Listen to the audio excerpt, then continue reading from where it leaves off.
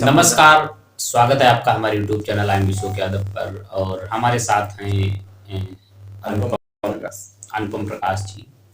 तो हम आज जो हैं जुड़े हुए हैं, क्योंकि आप सभी लोग जानते हैं हम लोग एक पुराने वर्ष से जो है एक नए वर्ष की ओर जो है जा रहे हैं। पिछली चीज़ों को जो है हम लोग अलविदा कह रहे हैं और नई चीज़ों की ओर जो है हम लोग अग्रसर हो रहे हैं। तो जैसा कि आप सभी लोगों को हमारी तरफ से नव वर्ष की जो है, हालांकि हिंदू नव वर्ष नहीं है, लेकिन जो 2023 जो नव वर्ष आ रहा है उसकी जो है हार्दिक शुभकामनाएं। तो हमारे साथ जो है अनुपम जुड़े हुए हैं, ये भी कुछ आप लोगों को बताएंगे आने वाले समय या आने वाले साल के बारे में, कुछ इंगित करेंगे, मार्गदर्शन करेंगे। जो पहली बात तो नववर्ष की आप सबको या पूरे देश को या विश्व को जगत को हार्दिक शुभकामनाएं, अशेष शुभकामनाएं, आकाश पर बधाई।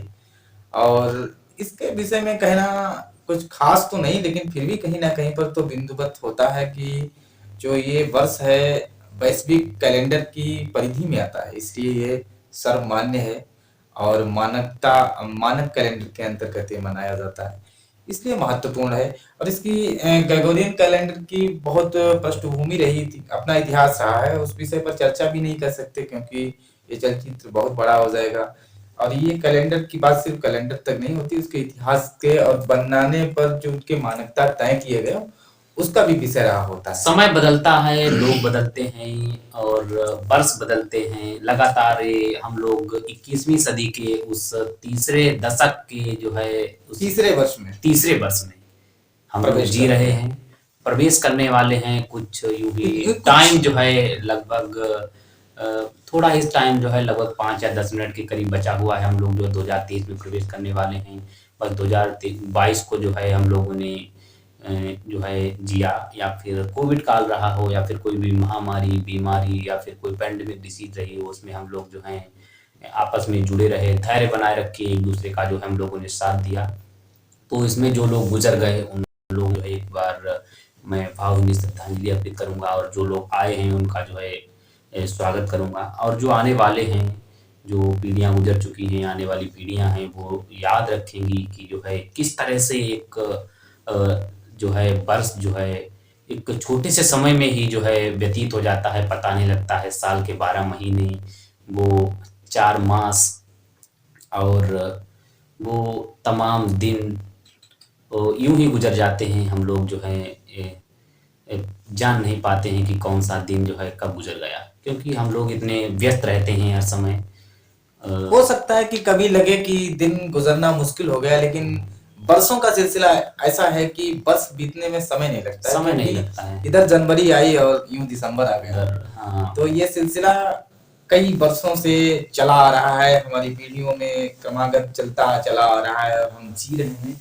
और जीने का महज ये नहीं है कि जिए ही जा रहे हैं, कुछ उसमें उद्देश्य भी होते हैं। अपनी आयु की भी एक सीमा होती है, उसमें बहुत कुछ करना होता है। हर अवस्था का भी अपना एक कालखंड होता है, उसमें बहुत कुछ करना होता है। अनायास बस कर भी नहीं पाते हैं, सफलताएं नहीं मिल पाती हैं, फिर भी प्रयासरत रहते हैं। तो ये समस्या का विषय नहीं है, अवसर का विषय है। अगर इस वर्ष में नहीं मिले, ये अतीत तो अभी नहीं हुआ है, लेकिन आने वाले में जब प्रवेश करेंगे तो ये अतीत हो जाएगा। अतीत नहीं, ये बहुत कुछ हमें देकर नहीं गया तो सिखाकर तो बहुत कुछ जाएगा, ये तय है।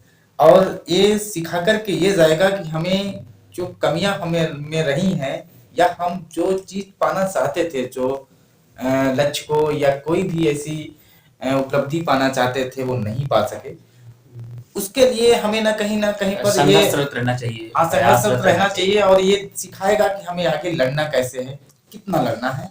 ये हमें पुनर्बलन देगा या मोटिवेट करेगा, ऐसा लगता नहीं है, ये सच है। अतीत कहीं ना कहीं पर, इतिहास हो या अतीत हो, वो हमें भविष्य में कैसे चलना है ये तय करता है, वो सिखाता है हमें। तो वर्षों का यूं ही गुजर जाना जो है एक जो है ये महज सहज प्रक्रिया है, ये चलता रहेगा, ये क्रम है, वर्षों से चला रहा है। सैकड़ों वर्ष जो है व्यतीत हो चुके हैं। पिछली चीजों के बाद में जो है एक वस्त्र की तरह जो है उतार रहा है नव जीवन में, जो आने वाले जो नव जो हैं वस्त्र हैं उनको धारण कर रहा है, उसी प्रकार से एक साल भी जो है ये धीरे-धीरे गुज़र जाता है और हम लोग जो हैं एक बचपन की अवस्था से जो है एक बुजुर्ग की अवस्था पर जो है यानी कि वृद्ध की अवस्था में होकर हम लोग भी जो है ये अपने आप को जो है समर्पित कर देते हैं। तो यूँ ही कुछ नववर्ष के रूप में जो है एक रामधारी सिंह दिनकर की जो नहीं, लिखी कुमार की हुई एक कविता है, उसमें से मुझे याद आ गया कि खुद ही खुद को कल मिटाकर खुद ही खुद को आज देगा, हम इसी आशा में जीते हैं वतन आवाज देगा। तो हम इसी उम्मीद पर जिंदा हैं और जीते भी रहेंगे कि आज नहीं तो कल हमें आवाज देगा वो। जो मेरा लक्ष्य है, जो मेरा एम है, उद्देश्य है, वो एक दिन हमें अपने पास बुला लेगा और हम पहुंचेंगे। इसी सार्थकता और पॉजिटिविटी के साथ, सकारात्मकता के साथ आगे बढ़ते हैं। और ये रामधारी सिंह दिनकर की रामधारी सिंह वीडियो कुछ लंबा ना हो जाए, इसीलिए कुछ 4 पंक्तियाँ जो है कुछ रामधारी सिंह दिनकर की संक्षिप्त सुनाना करेंगे। चाहूँगा संक्षिप्त में कि रात यूं कहने लगा मुझसे गगन का चांद, रात यूं कहने लगा मुझसे गगन का चांद, आदमी भी क्या अनोखा जीव होता है, उलझने अपनी बनाकर आप ही फंसता, उलझने अपनी बनाकर आप ही फंसता, और फिर बेचैन हो जगता न सोता है, रात यूं कहने लगा मुझसे गगन का चांद। तो एक बार फिर जो है नववर्ष की अग्रिम या फिर आने वाले जो नववर्ष 2030 की आप सभी लोगों को जो है हार्दिक शुभकामनाएं। मिलते हैं अगले वीडियो में। जय हिंद, जय भारत।